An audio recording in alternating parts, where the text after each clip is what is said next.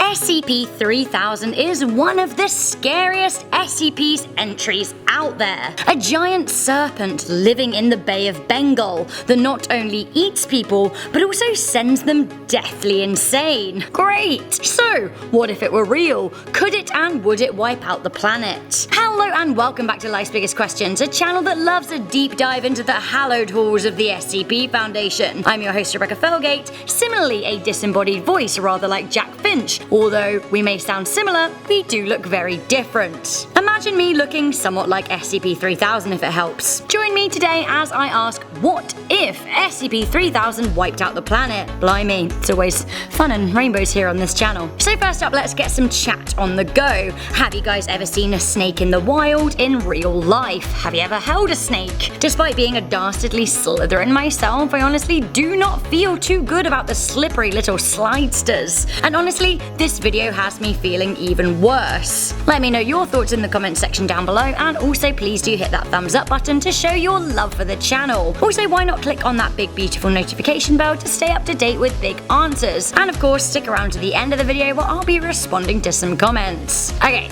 What have we here? SCP-3000 is a massive aquatic serpentine entity that looks rather like a scaled-up moray eel. This is officially termed as Gymnothorax javanicus. Sounds like a Harry Potter spell. This isn't just any giant eel. Of course it isn't. By now you know that the SCPs are super creeps with super abilities. Oh, and when I say giant, I literally mean giant. It is thought that the SCP is somewhere between 600 to 900 kilometers in length, which means it's roughly the same length of fair England itself from Land's End to Berwick-upon-Tweed, or roughly the distance between San Diego and San Francisco. Big snake. And it could be even bigger. This is simply an estimation. While its body is long, the head of the creature is roughly 2.5 meters in diameter, and the largest sections of its serpentine body are believed to be as wide as 10 meters. So super long and I guess kind of fat. Not only is the serpent known to eat people, it was first discovered in 1971 after a literal boatload of Bangladeshi people went missing. It also secretes a gross sounding thick and sticky dark grey substance from its skin that has the ability to send people insane, wiping their memories. From the Foundation notes, it seems to suggest that actually the Foundation themselves utilize this substance to generate an amnestic, which they give to other people who have encountered other SCPs to make them forget about it. This would make sense as to why the SCP Foundation has dubbed the SCP Thormeal class. It's useful to the efforts of the Foundation and keeps them secret. Notably, the SCP isn't in containment in the Foundation halls. It is still loose goose under the Bay of Bengal, although under the Foundation's watchful gaze. If harnessed properly, the Foundation can indeed generate a successful and effective amnestic that can be safely administered in small doses for desired forgetful effects. But actually, working to extract the drug from the secreted liquid is extremely dangerous. The Foundation notes suggest that, substance aside, any individual who directly observes the SCP immediately experiences excruciating headaches, fear and panic and paranoia, as well as memory loss or alteration. Those exposed to the SCP seem keen to submit themselves by feeding themselves to the monster. Okay, so that is basically all you need to know about the SCP itself, for now anyway. Our question isn't what if it existed, but what would happen if the SCP wiped out the planet? So,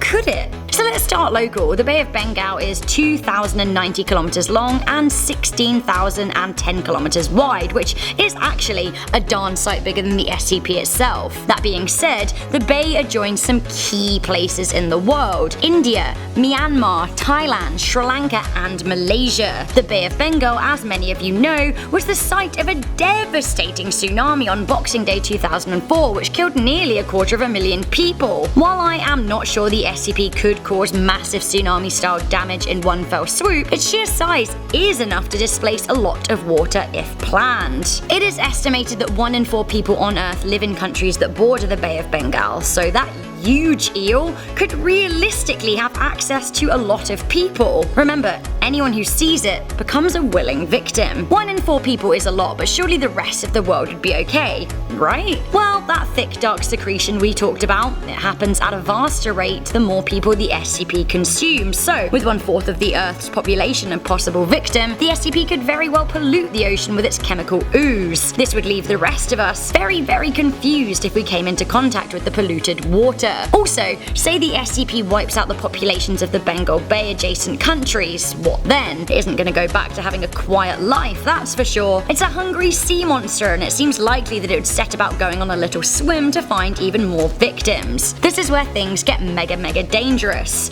80% of the world's population lives within 60 miles of the world's coastline. It isn't likely that the military or armies could really do anything about it either. Looking at the beast simply turns a brain to mush, so how could they ever get a hit? Ultimately, if the SCP Foundation did exist and was sentient enough to plan an attack on the world, it really could generate a real and credible risk. Would it wipe out the entire world? Honestly, I'm doubtful. I imagine there would still be pockets of civilization far away enough from the coast. So long as the sea devil couldn't swim inland, it would be fine-ish. The new normal. The Great Lakes of Canada and America, for example, would be okay, but oh, wait, thin as the passage may be, they do connect to the Atlantic Ocean via the St. Lawrence River, and Snake Bay could in theory squeeze through. What humanity would need to survive is endorheic lakes, lakes that do not connect to the sea, and actually there really aren't very many of those. The biggest is the Arak Sea in Uzbekistan, but it's shrinking. Damn. I guess living up glaciers and mountains is the only answer, purifying fresh rainfall and snowfall and turning it into drinking water. But having to live such an extreme state of survival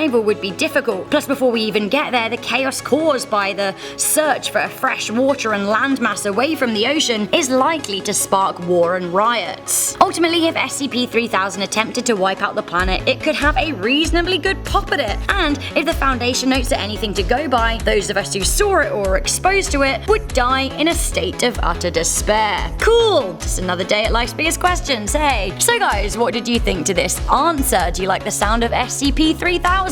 Where would you rank it on the scale of 1 to 10 of scariest SCPs you've heard of? Let me know in the comments section down below. Also, don't forget to let me know if you've ever seen a snake in the wild or if you've ever held one. Before I go, I'm just gonna read some comments from What If SCP-805 Escaped. Feral Changeling said, what if Dracula, the book version, was real? Ooh, vampires, I like it. Thomas Turner said, this is what happens to your horse when you haven't been keeping an eye on it because it's at the back.